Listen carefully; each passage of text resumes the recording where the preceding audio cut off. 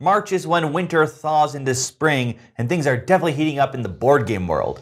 We've got some cool new board game announcements, but also some major shifts in the board game industry. So we're here to tell you in our news roundup. A few years back, Asmodee acquired F2Z, which included the publisher Plaid Hat Games. Things are changing now as the company's original owner and founder Colby Dowk has reacquired Plaid Hat. They're going to be back under his wing as an independent publisher. Some games are going to remain with Asmodee. For the foreseeable future, Dead of Winter and Raxon will be published by Fantasy Flight, while Z-Man is going to take control of games like Mice and Mystics and Aftermath. This comes right on the heels of Plaid Hat announcing their latest game, Forgotten Waters, which is a new entry in their Crossroads series, which of course Dead of Winter was the original in. So this is pretty crazy. We've seen Asmodee swallow up plenty of companies, but this is the first time we've seen one of them come back from the other side. Right, and this seems to be I guess of their own volition.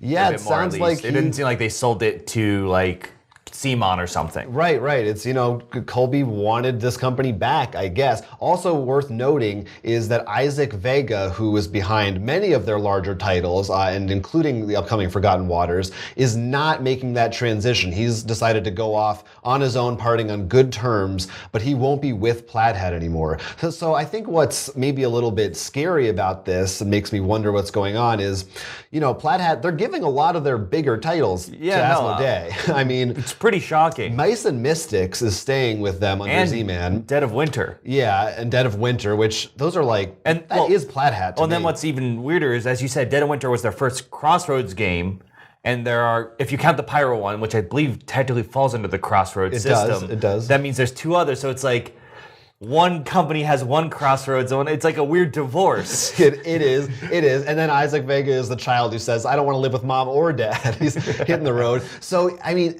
like I said, his name is on so many of their games, and I don't know going forward, I think it might be a little bit of a tough transition period where they have to kind of reclaim their identity. So that's weird. And I also wonder with Forgotten Waters, which we're talking about, I believe is still going to be under Plaid Hat. That's theirs. To our knowledge, yes. Yeah, so were they working on that like in secret while they were still, being hired by Asmodee? Or maybe they worked out a deal and said, like, look, we'll give you Dead of Winter. I mean, I feel like Asmodee would probably be willing to give them pretty much anything for Dead of Winter and Mice and Mystics. Like, they got a good bargain out of this deal. No, they got most of their bigger titles I can think of. The only one, maybe you saw it, I missed it, was maybe Spectre Ops? I don't believe they have Spectre Ops, but they did say they had Raxon, which I think is part of the same universe, so that's even weirder. No, yeah, the way it was split was definitely... Yeah, but I mean, good for them. I mean, I guess maybe they weren't happy with how things were being managed. I don't know. I will say with the Isaac, that one isn't as worrisome to me, because I'm like, he probably could come back for a game if they really wanted him or something. It's just like, It's not as, you're our designer anymore. I'll also say, having looked at Forgotten Waters, it almost seems like I can understand why he's leaving, because that game seems like the ultimate. It's like a combination. It's got like the Crossroads, it's got the adventure book, it's got an app. It just seems like a bunch of their games combined. Yeah, like that's like your magnum opus. What do you do from there? It's got a campaign. It also looks really fun and cool. Yeah, and then there are other games like, I wonder if Phoenix Born, is going to come back or not, or maybe at least the universe. Maybe that's one of the reasons. Could be like they look at some of these things and they're like, maybe even not as the game it was before, but they're like, we like this universe, and Asmodee's like, it's not worth the time. And they're like, no, this is what we're going to bring it back. So we've been talking about them lately. I feel like in the last year, like a couple of their games have been, lines have been canceled or ended, and maybe some of that was mismanagement. Maybe they want to go back to the way things were. Moving on to some release news, Avalon Hill has announced a new game in their Betrayal series, this time with a Scooby-Doo theme. Scooby-Doo Betrayal at Mystery Mansion, of course, is the similar game type, but now with Scooby-Doo. You'll play as members of the Mystery Gang, going around the house looking for clues. When you get enough clues, the monster will appear. And of course, some will now take on the role of that monster. I don't believe it's the idea of like, now Scooby is the monster, it's just that player will play that role. And like the other games in the line, you'll have different mysteries, different monsters, and depending on where the clue's found, you'll have different scenarios. Other than that, it just seems to be pretty similar. Maybe made a little bit child-friendly more, from what I can tell, especially with the cards and colors.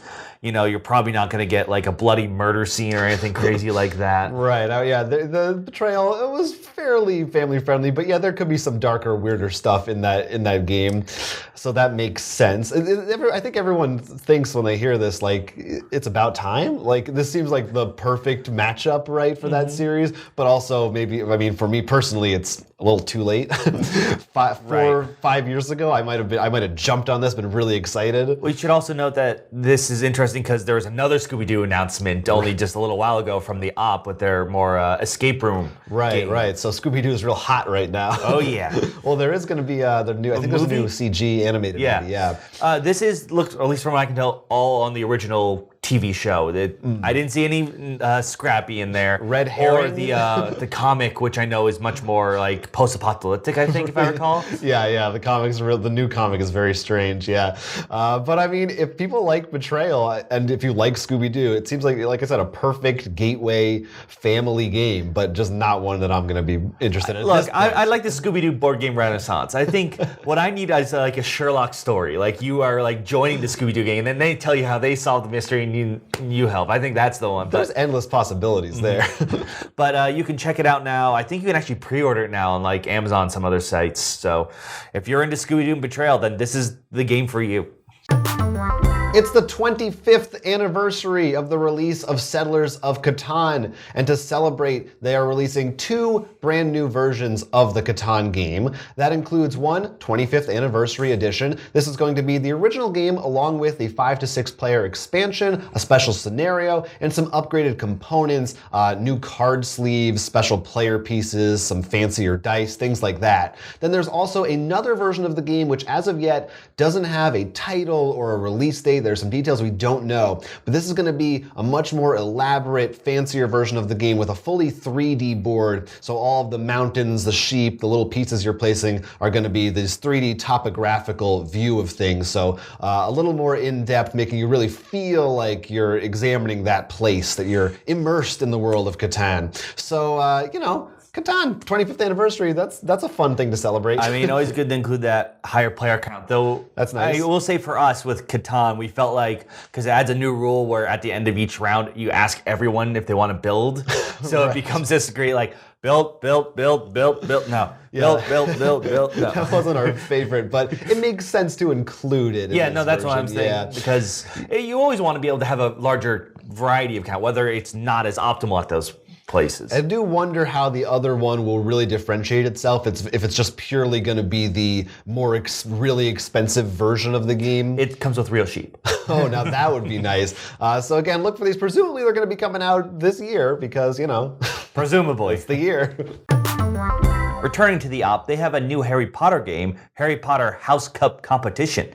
In this game, you are trying to compete for the House Cup. You'll take control of different characters from the books. If you've read Harry Potter, you can get them Harry Potter, Hermione Granger, from all the different houses, and trying to learn spells and do different tasks to get more points to win the House Cup. I mean, I'm surprised it took this long to make a board game of it. It seems like a very no-brainer. The House Cup is just a competition, which all board games pretty much are. Yeah, that is true. What's interesting to me about this game in particular is that it's a worker placement game, right? Mm-hmm. So, that seems like such a... I mean, we did have the Harry Potter deck builder game, which maybe was the first more serious entry in terms of from a hobbyist gamer perspective. But to have it, worker placement seems like a genre that's really reserved for, farming. And I don't really see a... I mean, the Level 99 game is worker placement. Right, that's basically Harry Potter, yeah. So it makes sense, but it's cool to see them use a popular license and give it more of sounds like a more serious gaming approach rather than just trying to appeal to mass market families and stuff. Yeah, I mean, well, that's the one thing that's nice when the board game in general grow. We can sort of push what we're allowed to get away with besides a Candyland reskin. Yeah, this is one step closer to my dream of the full Fantasy Flight Mansions of Madness with Harry Potter skin. Now, I'm assuming you'd play House Gryffindor because that's what... Yeah, I'm a Gryffindor, baby. Pottermore told me so. Oh, that's the game. That's actually you have to decide now who you play. You don't choose. You have to go to Pottermore. You gotta take that test. Except now it's called the Wizarding World. Yeah, I don't know. Switching gears for a minute to the world of video games, Harmonix has announced a new rhythm game called Fuser. The reason that we're talking about it here is because it bears a strong resemblance to the tabletop game Drop Mix, which they had put out under Hasbro and has recently been discontinued. We were big fans of that game. This one takes a lot of those elements over to the digital version. It includes a DJ mixing table for you to take all kinds of different popular songs, drag them into your set, and try to please the crowd, whether they want to request a specific instrument or a specific type of song. And it's going to include popular songs with all of their, guitar tracks, vocal tracks, etc., which you can separate out as you like. They've got Billie Eilish in there. They've got The Clash. They've got Smash Mouth. A lot of different, large variety of bands.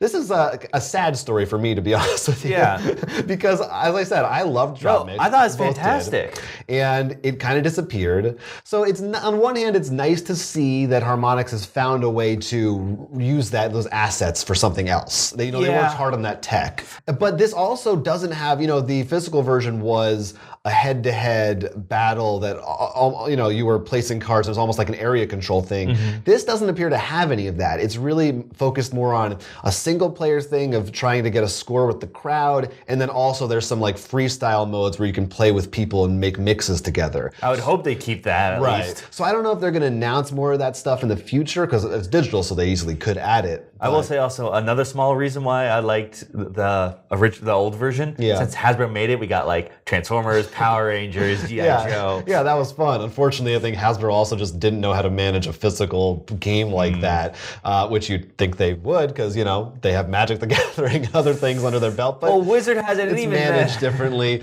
At any rate, Fuser will be out later this year, and maybe it'll be a decent successor.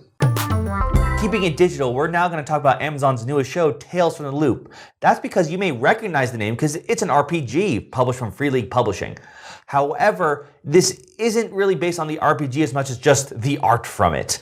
It's still got that sci-fi theme, a little bit dark. Now, I don't think too much like Black Mirror full on dark. I think it probably, once again, Stranger Things, I think would be probably the best analogy that we can tell. I mean, that tends to be what show happens. When something big happens, everyone tries to copy it. Yeah, that's certainly what Amazon is looking at this and saying, we want some of that Stranger Things money. So it looks cool. I mean, like you said, the artwork that also inspired the RPG is really beautiful. I mean, it's gorgeous to look at. And it looks like from the trailer, they've done, I don't know how good the narrative will be or the characters, but the look of it looks pretty close to that artwork, I think. I think it's kind of nice. Great. They've mastered the art. That's all they need to do. I mean, if it's visually cool, it is also, I did kind of have a little bit of disappointment in that, it is in English. It does seem like maybe this should be like a Swedish show. It feels like it should be in that place. But I think that those same elements could still work in a different location. I mean, we'll have to see. I'm become a little bit jaded about shows like this now.